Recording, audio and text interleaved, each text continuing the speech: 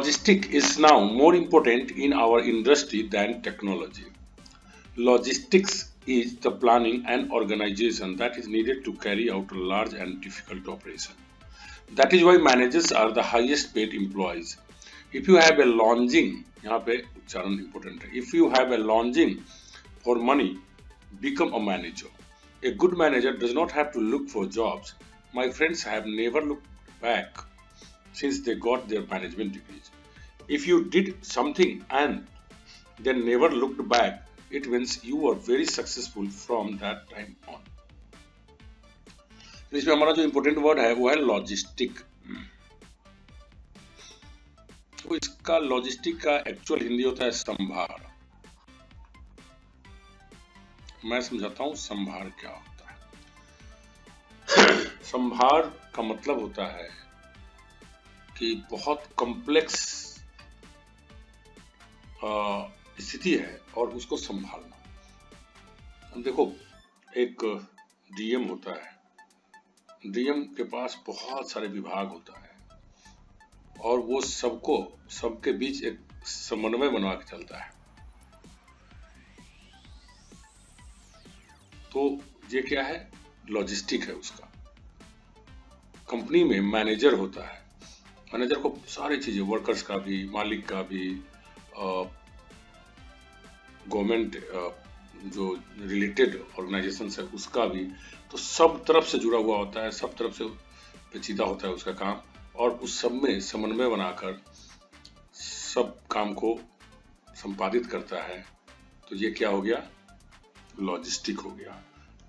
प्रबंधन का ही नाम लॉजिस्टिक है. प्रबंधन में किसी पर्टिकुलर चीज का प्रबंधन करते हैं, लेकिन लॉजिस्टिक में अनएक्सपेक्टेड किसी भी तरह का कोई चीज का प्रबंधन करना हो सकता है. तो logistic is now more important in our industry than technology. Technology मतलब होता है तकनीक. आप जानते हैं टेक्नोलॉजी मीन्स तकनीक.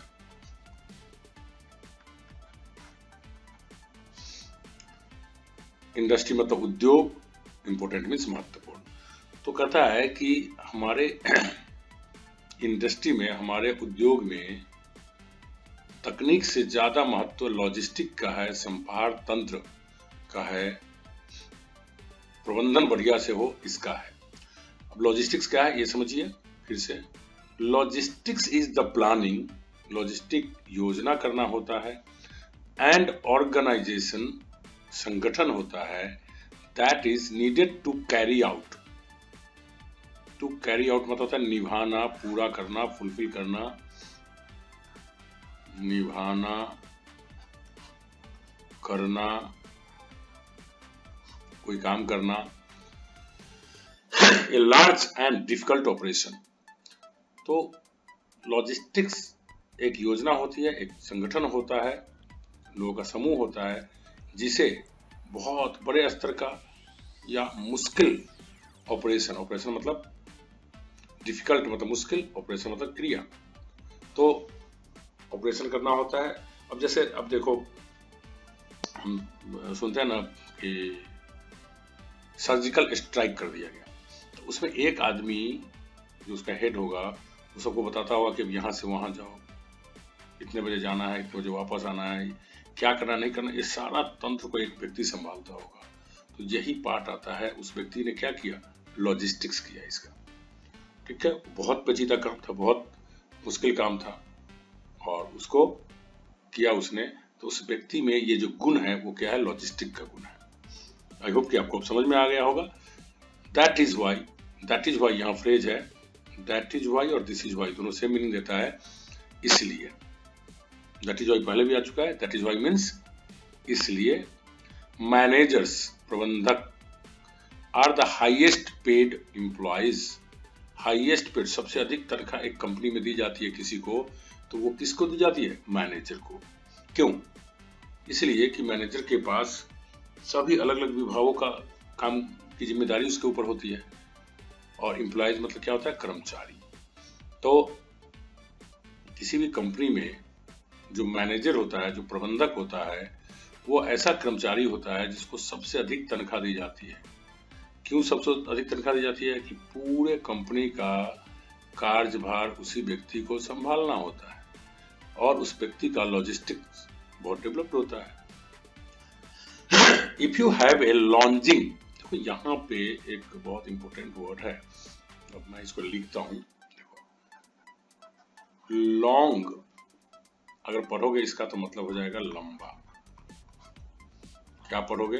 लॉन्ग। और ये क्या है? एडजेक्टिव है यहाँ। और अगर इसी स्पेलिंग को क्या पढ़ोगे? लॉन्ज, तब ये हो गया वर्ब। और इसका मतलब हो गया इच्छा रखना,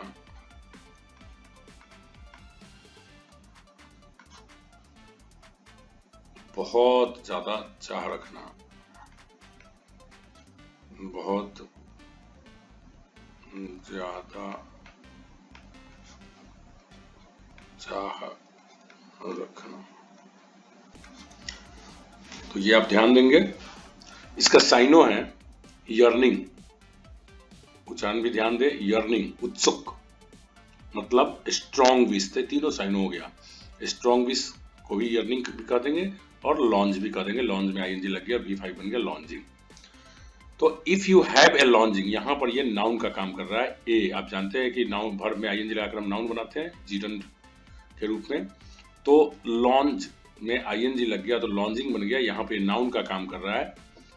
तो if you have a lodging, अगर आपके पास फॉर मनी, अगर आपके पास पैसे के लिए बहुत ज्यादा उत्सुकता है, बहुत ज्यादा चाहते हैं पैसे कमाना। एक ध्यान और देने वाली बात है कि लॉन्ज के साथ फॉर लगता है।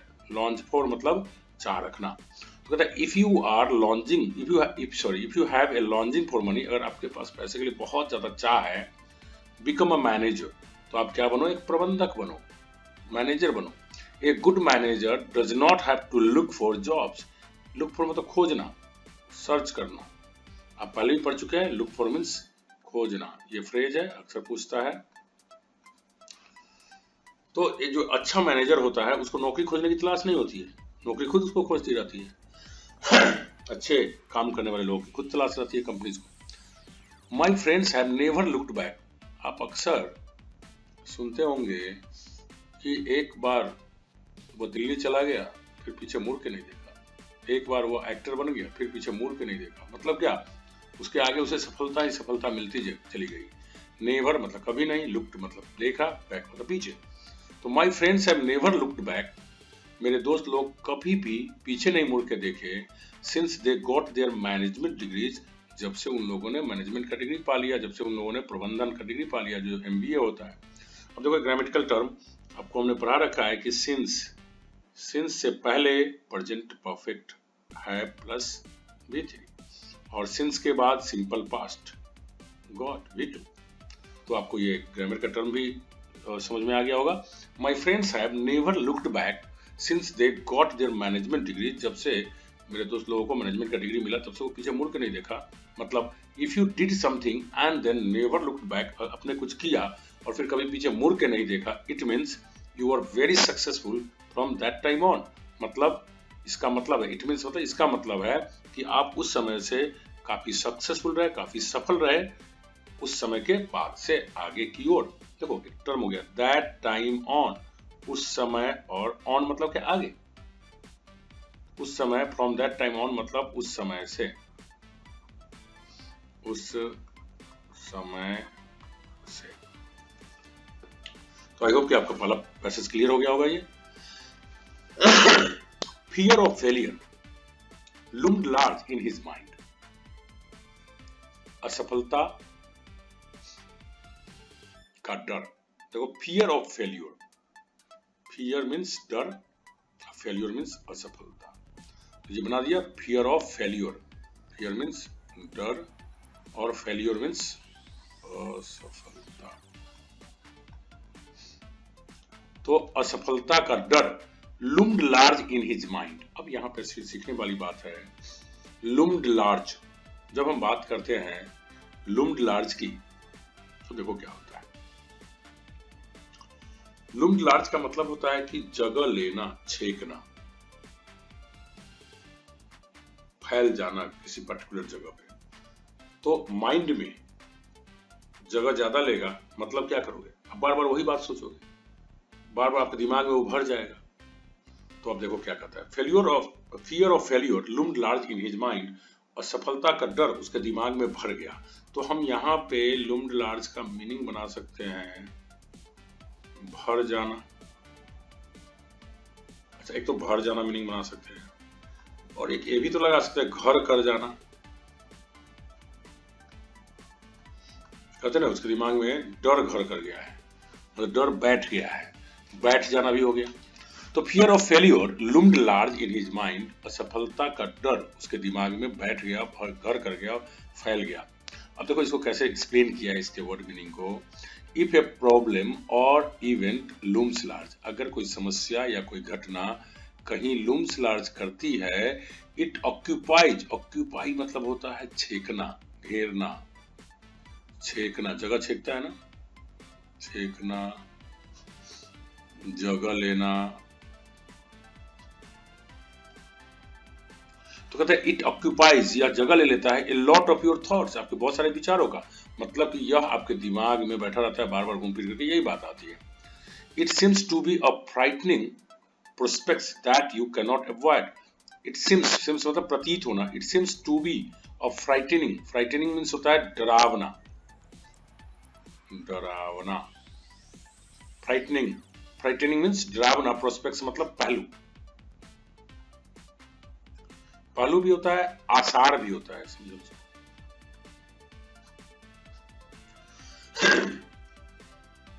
फ्राइटनिंग प्रोस्पेक्ट्स मतलब कि डराने वाली चीज, आसार, यहाँ पे मीनिंग चीज भी आप कह सकते हो। That you can not avoid, जिससे आप बच नहीं सकते हैं। तो कई बार चीज के लिए आपको इंग्लिश नहीं मिलता रहता, तो वहां पे ये प्रोस्पेक्ट्स वर्ड भी आ सकता है, चीज। That you can not avoid, avoid मतलब होता है कतराना, बच निकलना। इट्स वेरी इंपॉर्टेंट वर्ड, बच निकलना, ये वर्ड पहले भी आ चुका होगा, या कतराना। तो कहते हैं ये डरावने प्रोस्पेक्ट्स होता है, डराने वाली चीज होती है, और जिससे आप बच नहीं सकते। So he tried not to leave any loopholes in rules he drafted. So he tried, इसलिए उसने कोशिश किया, नॉट टू लीव, कि ना छूटे, any loop holes, loop holes का मतलब होता है कमी, त्रुटि, कमी या त्रुटि, इन the rules he drafted, drafted मतलब बनाया, लिखा। लेटर को हम क्या करते हैं, ड्राफ्ट करते हैं, तो लेटर लिखते हैं, बनाया या लिखा। तो उसने जो नियम लिखा, उसने पूरी कोशिश किया कि इसमें कोई कमी नहीं रह जाए, कोई लूप होल्स नहीं रह जाए। देखो लूप होल्स कैसे बना हुआ है, कोई कम, लूप मतलब क्या होता है, फंदा टाइप का, होल्स मतलब छेद, मतलब कि कोई काम कर रहा है उसमें कोई कमी नहीं रह जाए, कोई छेद नहीं रह जाए, कोई ढीला ढाला चीज नहीं रह जाए, तो उससे बन गया loopholes. So he tried not to leave any loopholes in the rules he drafted, इसलिए उसने पूरी कोशिश किया कि वो जो रूल ड्राफ्ट किया है उसमें कोई कमी नहीं रह जाए। A loophole in the law is a small mistake which allows people to avoid doing something that the law intended them to do. अब देखो कैसे लूप होल का मीनिंग दिया है, a loophole in the law, in the law मतलब कानून में, तो कानून में लूप होल का मतलब हो गया, कानून में कमी का मतलब हो गया इज ए स्मॉल मिस्टेक, ये ऐसी कोई कानून बनाया, उस कानून में कोई ऐसी गलती हो गई, एक छोटी सी मिस्टेक हो गई, which allows people to avoid doing something, जिसकी वजह से लोगों को ये मौका मिल जाता है कि कोई भी चीज करने से बच जाए, कतरा जाए, जबकि कानून जो that the law intended them to do, जिसका कानून बनाने वाला ने, कानून ने ये सोचा था, इंटेंड मतलब इरादा करना, इरादा करना, कानून बनाया ही गया था इस इरादे से कि लोग इस काम को करें, लेकिन कानून के नियम में, कानून में कुछ कमी रह गई, जिसकी वजह से लोग उसे कतराए थे, कहते नहीं ये बात तो कानून में लिखा हुआ नहीं है, या कानून में इस तरह की वजह से हम नहीं करते हैं। तो ये हो गया कानून में लूप होल्स। अब देखो जैसे मैं एक लूप होल्स का एग्जांपल देता हूँ कि लोग हेलमेट पहनने की बात करते हैं, कि जो बाइक राइडर्स है उसे कहा जाता है कि हेलमेट पहनो। तो हेलमेट किस प्रकार का हो इसका पर्टिकुलर डेफिनेशन तो नहीं दिया है, जिसकी वजह से लोग क्या करते हैं, छोटा छोटा हेलमेट, दिल्ली में आप देखोगे छोटा छोटा ऐसा हेलमेट पहन लेंगे कि बस अगर एक्सीडेंट हो तो बचना तो है नहीं, उसने बचना किससे है, सिर्फ पुलिस वालों से। तो यहाँ पे एक लूप होल है, लूप होल हो गया हमारे लॉ में कि ये स्पेसिफिकली किस तरह का हेलमेट पहनना है ये भी डिसाइडेड होना चाहिए। तो ये हमारे हेलमेट से संबंधित कानून में लूप होल हो गया, जिसकी वजह से लोग छोटा छोटा हेलमेट पहन लेते हैं और कहते भाई हमने तो हेलमेट पहन रखा है। आई होप कि आपको ये लूप होल का मीनिंग समझ में आ गया होगा। This gives rise to controversy, rise मतलब बढ़ा देना, जगा देना, उठा देना। टू कंट्रोवर्सी, कंट्रोवर्सी मतलब होता है विवाद, कंट्रोवर्सी मीन्स विवाद। And all hell breaks loose, और सारा हंगामा हो जाता है, उपद्रव आता है, परेशानी आती है। अब देखो ये टर्म याद करना बहुत आसान है। हेल मतलब क्या होता है, नर्क। अब ब्रेक्स मतलब तोड़ देना, लूज मतलब ढीला कर देना, ठीक है। अब देखो इसे कैसे मीनिंग बना। अब नर्क है, नर्क में क्या है, शैतान सब है, और शैतान सब बंद करके रखा गया है। अगर उसके दरवाजे को तोड़ दिया जाए या ढीला कर दिया जाए या खोल दिया जाए तो क्या होगा, सब शैतान बाहर निकल करके हंगामा करने लग जाएगा, डांस करने लग जाएगा, बदमाशी करने लग जाएगा। मतलब क्या, पूरी तरह से अव्यवस्था हो जाएगी, सब आपस में लड़ने लग जाएंगे, झगड़ा करने लग जाएंगे, पूरा हो हंगामा हो जाएगा। तो मुझे लगता है all hell breaks loose phrase आपको याद हो गया होगा। This gives rise to controversy and all hell breaks loose. अब देखो इसमें समझाया गया है मीनिंग, दैट इज अर्थात a lot of arguing, arguing means होता है बहस, आर्ग्यूमेंट इसी से बना हुआ है, बहस, और फाइटिंग, फाइटिंग मतलब लड़ाई। सडनली स्टार्ट्स, अचानक शुरू होता है। The papers get busy reporting the controversy, papers अखबार वाले क्या करते हैं, जब लड़ाई शुरू होता है तो क्या करते हैं, अखबार वाले बिजी हो आते हैं उस विवाद को अपने अखबार में छापने में, मतलब रिपोर्ट करने में। But most of their accounts are lopsided, लेकिन अखबार वाले जो छापते हैं उनका देयर अकाउंट्स, यहाँ अकाउंट्स का मतलब विवरण, यहाँ पे खाता नहीं हुआ, विवरण मतलब जो वो छापते हैं वो क्या होता है, लॉपसाइडेड होता है। वेरी इंपॉर्टेंट वर्ड, लॉपसाइडेड मतलब इसको याद करने का एक तरीका ऐसे है कि समझ लो एक तरफ झुका हुआ, मतलब क्या, अखबार वाले को क्या लिखना चाहिए, जो सही बात है। अखबार वाले को ऐसा नहीं करना चाहिए किसी पक्ष के तरफ झुकाव शो करे, किसी को ज्यादा इंपॉर्टेंट दे, किसी को कम इंपॉर्टेंस दे। तो ये हो गया लॉपसाइडेड। लॉपसाइडेड मतलब कि किसी के प्रति झुकाव होना, किसी को ज्यादा इंपॉर्टेंस देना, किसी को कम इंपॉर्टेंस देना, ठीक है। अब देखो इसका मीनिंग कैसे डिटेल किया गया है। इफ समथिंग इज लॉपसाइडेड, अगर कोई भी चीज लॉपसाइडेड है, इफ समथिंग इज लॉपसाइडेड, अगर कोई भी चीज लॉपसाइडेड है, it has one side heavier, एक साइड भारी है। हेवी मतलब हेवी से बन गया कंपैरेटिव डिग्री में हेवियर, और लोअर देन द अदर, और दूसरे साइड से ये क्या है, कम है। तो लॉपसाइडेड मतलब क्या हो गया कि एक बराबर ना होना, एक को ज्यादा महत्व देना, एक पे ज्यादा फोकस करना, दूसरे पे कम फोकस करना। That is it is not properly balanced, अर्थात इसका प्रॉपर तरीके से बैलेंस नहीं किया गया है। Sorry. Husbands in India still lord it over their wives. देखो इसको समझते हैं। सॉरी, हस्बैंड्स मैं समझता हूं कि सब लोग जानते हैं, पति। इसके लिए एक वर्ड यूज किया था, हब्बी, HUBBY। हस्बैंड्स मतलब पति लोग, इन इंडिया भारत में, स्टिल अभी भी,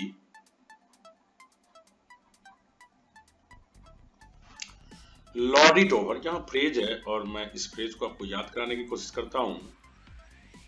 देखो लॉर्ड मतलब होता है मालिक, भगवान, मालिक या भगवान। भगवान को भी हम लॉर्ड कहते हैं, अब मालिक को भी तो हम भगवान ही मानते हैं जनरली। तो भगवान या मालिक, lord it over their wives, wife का प्लूरल है वाइफ्स, वाइफ्स मतलब पत्नी, आप जानते ही। तो देखो मतलब क्या हुआ कि भारत में पति लोग अभी भी पत्नी के मालिक बने रहते हैं।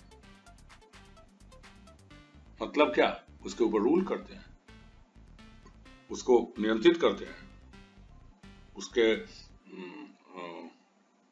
ऊपर शासन करते हैं। अब कितनी सही बात है ये तो मैं नहीं बोलूंगा, लिखा हुआ है इसमें। Husbands in India still lord it over their wives, भारत में पति लोग अभी भी पत्नियों पर शासन चलाते हैं।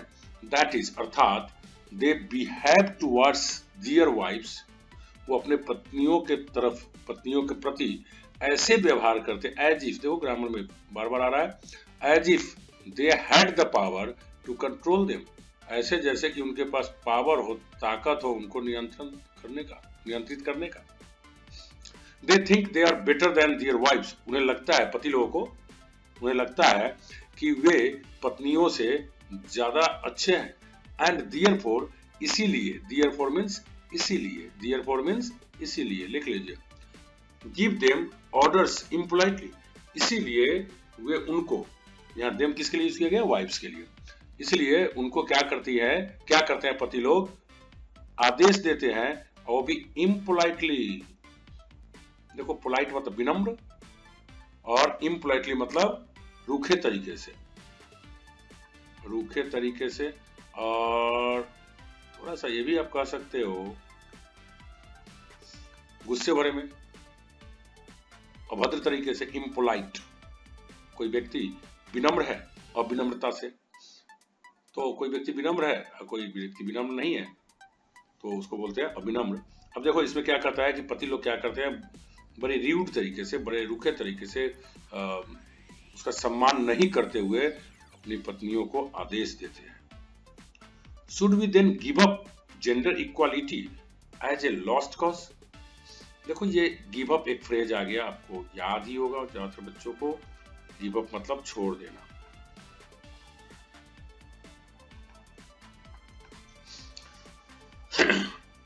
और ग्रामर का ये टर्म भी आपको मैं याद दिलाऊं, याद करिए, आपने पढ़ा है शुड आई गो नाउ, क्या मैं अब जाऊं, इस वर्ड के अंत में ऊ या ए रहता है तो शुड से भी हम बनाते हैं, शुड आई गो नाउ। तो देखो शुड वी देन, तो क्या हम लोग तब छोड़ दें, जेंडर इक्वालिटी की बात।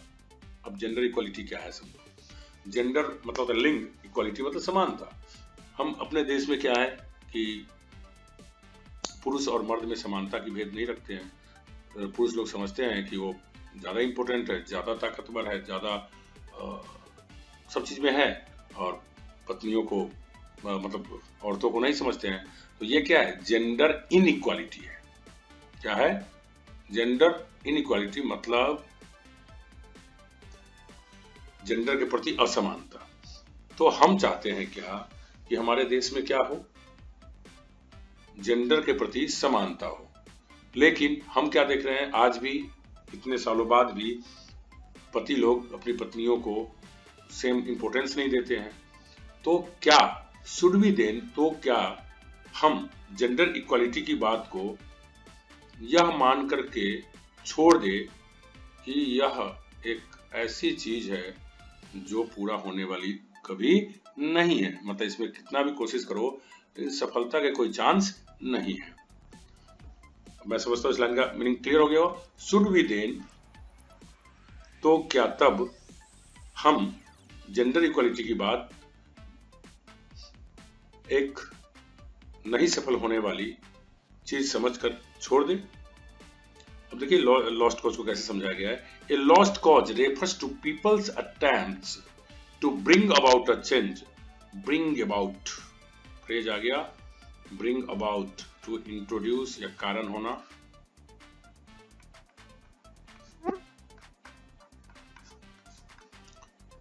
ए change which has no chance of success था। ए लॉस्ट कॉज का मतलब है, ये दर्शाता है लोगों की कोशिशें, अटेम्प्ट्स मतलब कोशिशें, ठीक है, to bring about a chance change मतलब जो चाहते हैं कि परिवर्तन आए, परिवर्तन का कारण बने, जबकि which has no chance of success जिसके सफलता होने का कोई चांस नहीं है। अगर आपको जिसको कहते हैं लॉस्ट कॉज है, मतलब आप लाख कोशिश करोगे लेकिन उससे सफल होने का चांस नहीं है।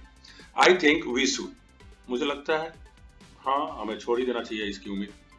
Main are lousy at cooking, मर्द लोग जो होते हैं खाना बनाने में बड़े बुरे होते हैं, अच्छा नहीं बनाने नहीं आता अच्छा उन्हें।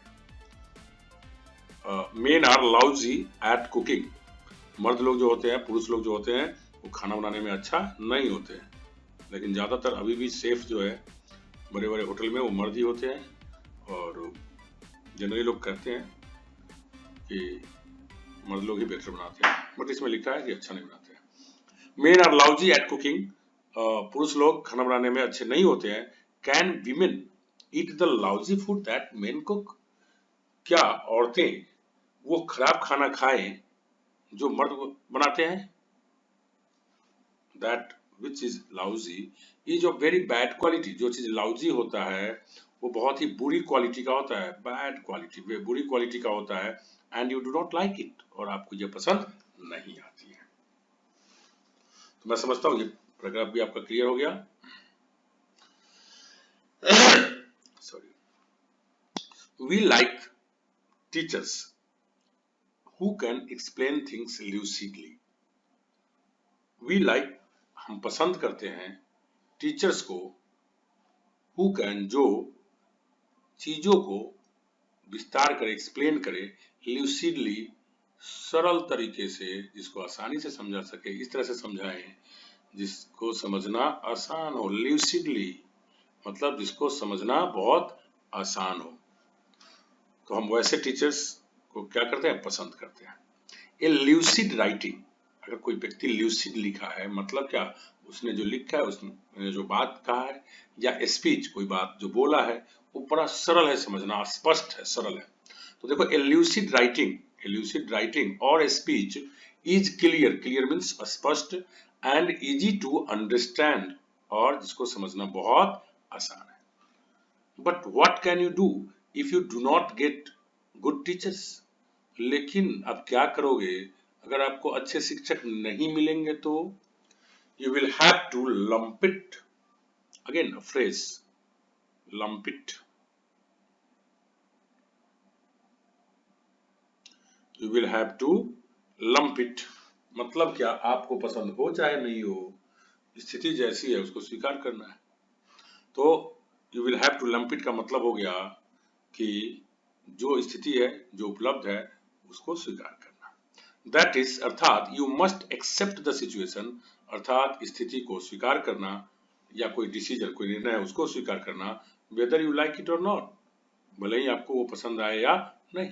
वेदर भले ही, यहाँ हिंदी दिया भले ही, वैसे आप नरेशन में वेदर को पढ़ेंगे, या का अर्थ देता है, चुनाव करना रहता है क्वेश्चन में, तो whether you like it or not. We had only one good teacher. हमारे पास केवल एक ही अच्छे शिक्षक थे। When we assembled for his farewell, assembled मतलब होता है इकट्ठा होना, assembled means इकट्ठा होना।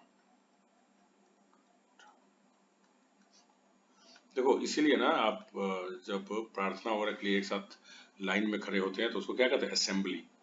सब लोग कहते चलो असेंबली में प्रार्थना होने वाली है, ठीक है। आप संसद भवन को भी कहते हैं असेंबली, वहां पे सब लोग, सब संसद, सब लाइन मतलब प्रॉपर तरीके से वहां चैनलाइज्ड रहते हैं। तो असेंबली, असेंबल्ड मतलब इकट्ठा होना। एक और टर्म सीख सकते हैं, आप किसी कार के बारे में सुनते होंगे कि देखो ये भारत में मैन्युफैक्चर नहीं होता है, उसका उत्पादन नहीं होता है, असेंबली होती है, ठीक है। तो असेंबली का मतलब ये हुआ कि उसके पार्ट्स अलग अलग जगह से आते हैं और एक जगह रख करके उसको फिट किया जाता है, उसको एक साथ, मतलब सारे पार्ट्स अलग अलग देशों से लाया जाता है और यहाँ पे रखे फिट किया जाता है, बल्कि उस पार्ट्स को बनाया नहीं जाता है, तो उसको क्या कहते हैं, असेंबली। फिर एक उसको भी कहते हैं, दूसरा क्या, मान लो कि यही सारा पार्ट्स बनता है, एक ही कंपनी में अलग अलग जगह से पार्ट्स, एक ही कंपनी के अलग अलग हिस्सों से पार्ट्स बन के आया, और जहां पे एक जगह रख करके उसको मिलाते हैं, फाइनल टच देते हैं। जैसे हम लोग कहते हैं ना, चलो एक साइकिल कसवाते हैं। तो ये कसवाना शब्द हम लोग लोकल टर्म में यूज करते हैं।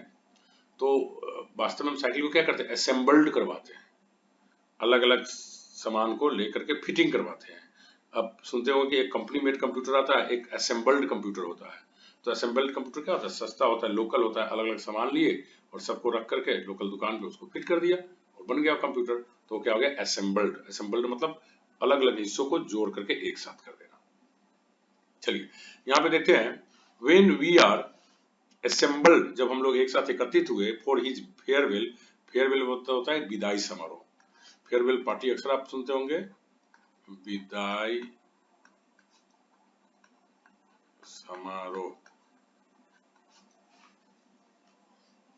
When we assembled for his farewell, जब हम लोग उनके मतलब शिक्षक की बात कर रहे हैं, विदाई समारोह पर एकत्रित हुए, आई स्टूड देयर, मैं वहां खड़ा रहा, with a lump in my throat. It's a very good phrase. देखो कई बार क्या होता है कि आपके मन में की भावना बहुत ज्यादा भरी होती है और आप बोल नहीं पाते हैं, रुधे हुए थे, आपका गला रुधा हुआ रहता है, ऐसा लगता है कि आप बोलने की कोशिश करेंगे तो रो देंगे। तो अब टीचर जाने वाले थे, टीचर आप बहुत पसंद करते थे, यू लव्ड द टीचर, और वो छोड़ के जा रहे थे, आप में अंदर से एक भावना भरी हुई थी। तो आप खड़े होकर के एकदम ऐसा लग रहा था कि अब रो दे, अब रो दे। अगर आपसे कोई बात कोई पूछता, आप बोलने की कोशिश करते तो आप बोल नहीं पाते बल्कि आप रो देते। तो ये जो सिचुएशन हुआ, ये क्या हुआ, लंप इन वंस थ्रोट। ठीक है, देखिए इसमें क्या और मीनिंग दिया हुआ है, if you have A lump in your throat, अगर आपके गले में लंप है, मतलब क्या हुआ, you have A tight feeling in your throat, मतलब आपके गले में लगता है कुछ बैठा हुआ है, पकड़ा हुआ है कुछ। क्यों, because of a strong emotion. Emotion मतलब भावना, क्योंकि आपके अंदर टीचर जा रहे हैं, उनके प्रति जो भावना है वो पूरा भरा हुआ है। सच एज ए सॉरो, जैसे कि दुख, ग्रेटिट्यूड, आभार,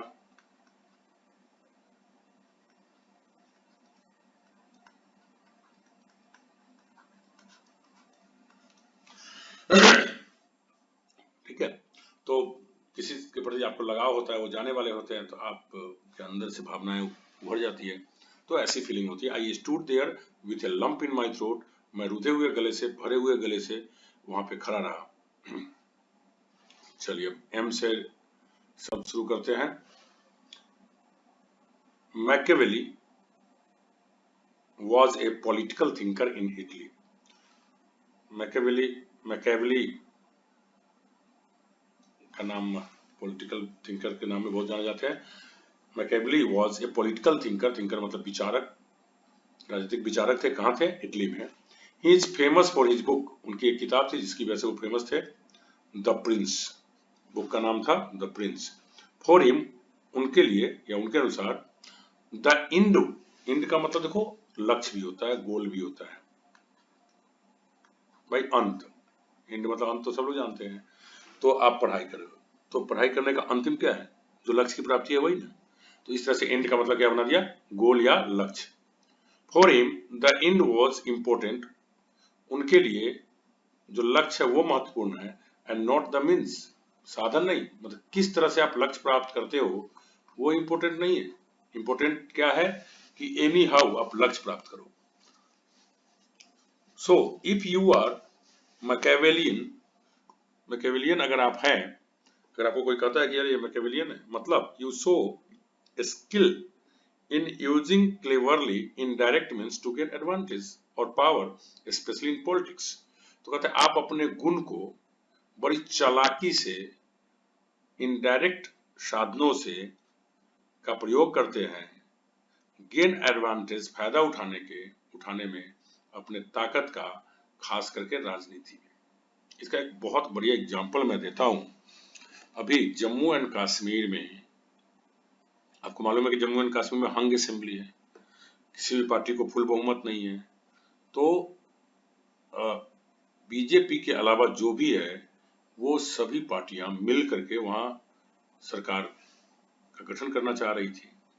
अब बीजेपी देख रही थी कि वो सब मिल करके गठन कर लेंगे तो फिर ये तो बड़ा बुरा हो जाएगा उनके लिए। तो उसने दिमाग लगाया और क्या किया, रातों रात वहां की असेंबली को भंग कर दिया। अब जब असेंबली भंग हो गई तो अब दोबारा इलेक्शन होगी, उसके पहले कुछ नहीं हो सकता है। तो क्या किया, तरीका कोई भी अपनाया हो, लेकिन उसने अपना काम तो निकाल लिया, स्थिति का फायदा उठा लिया। तो इससे कह सकते हैं कि मैकेवेलियन तरीका था ये। Any how it is political thing. Cunning and trickery become your means. Cunning मतलब धूर्तपन,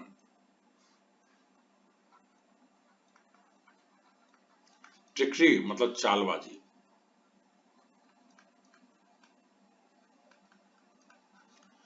तो आपका साधन मीन्स मतलब साधन हमने लिख दिया ऊपर।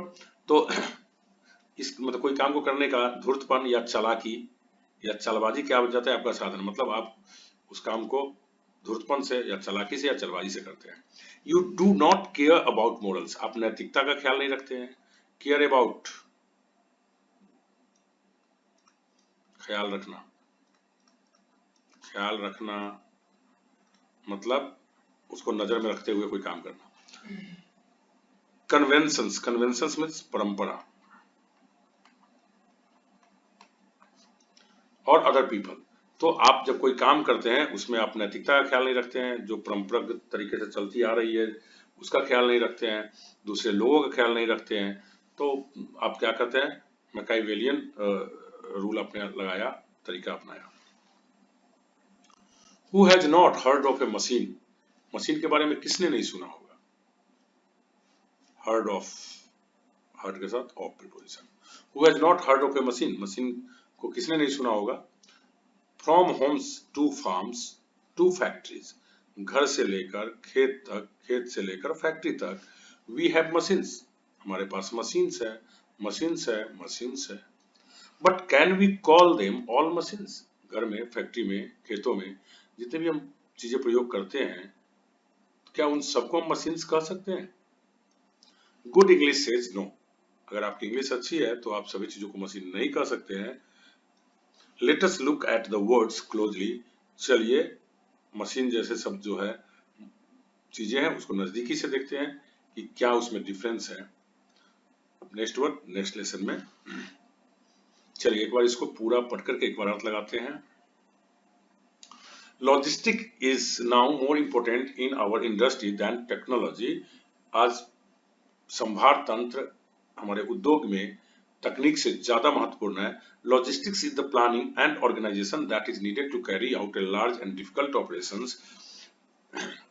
योजनाबद्ध तरीके से किसी संगठन में किसी मुश्किल प्रक्रिया को बड़े स्तर पे करने की जरूरत होती है और यही कहलाता है logistics. That is Y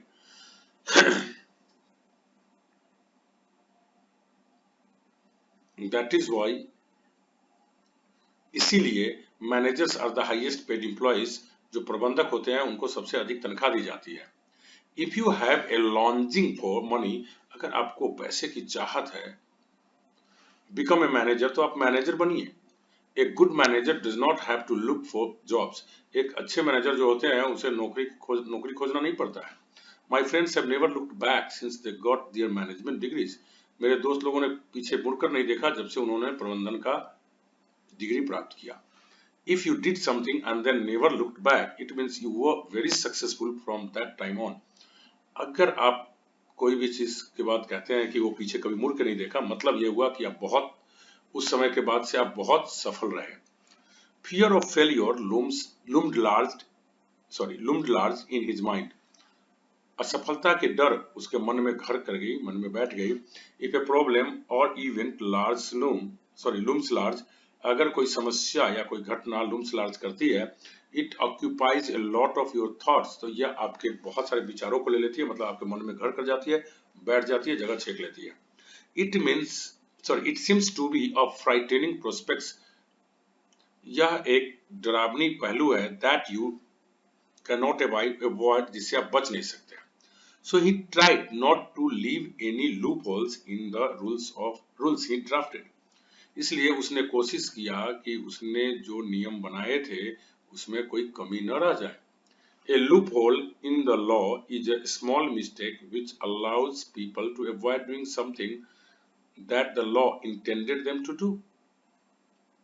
A lूपहोल किसी कानून में जो होता है वो छोटी सी गलती होती है जिसकी वजह से लोगों को मौका मिल जाता है कि कानून जो करवाना चाह रहा था उसे वो कतराए, उसे बचे। This gives rise to controversy, इससे विवाद खड़ा हो आता है। And all hell breaks loose, और सब हंगामा शुरू हो आता है। That is अर्थात a lot of arguing और fighting suddenly starts, अचानक बहुत सारे विवाद और झगड़ा शुरू होता है। The papers get busy reporting the controversy, अखबार व्यस्त हो आते हैं इन विवादों को छापने में, रिपोर्ट करने में। But the most of their accounts are lopsided, लेकिन अखबारों में जो बातें वो लिखते हैं, जो विवरण डालते हैं, वो ज्यादातर पक्षपातपूर्ण रहता है, किसी के बारे में ज्यादा रहता है, किसी के बारे में कम रहता है। If something is lopsided, अगर कोई भी चीज lopsided है, it has one side heavier और लोअर देन द अदर, तो इसका एक साइड ज्यादा भारी हुआ था या कमजोर हुआ था दूसरे साइड की तुलना में। That is it is not properly balanced, अर्थात इसका सही तरीके से बैलेंस नहीं किया गया रहता है, बराबर नहीं किया गया रहता है।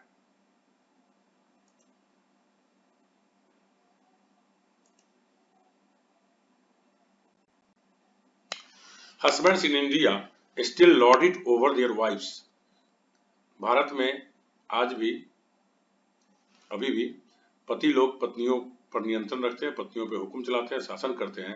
दैट इज अर्थात they behave towards their wives as if they had power to control them, अर्थात वे लोग ऐसे व्यवहार करते हैं जैसे उनके पास ताकत हो, उनके पास पावर हो उनको नियंत्रित करने के लिए। They think they are better than their wives, उन्हें लगता है कि वो अपनी पत्नियों से ज्यादा अच्छे हैं। And therefore give them orders impolitely, इसलिए रूखे तरीके से उसे आदेश देते हैं, आज्ञा देते हैं। Should we then give up gender equality as a lost cause? तो क्या हम जो चाहते हैं कि लिंग भेद खत्म हो जाए, लिंग की समानता आ जाए, तो क्या इसको न होने वाली चीज मान करके छोड़ दें? A lost cause refers to people's attempts to bring about a change which has no chance of success.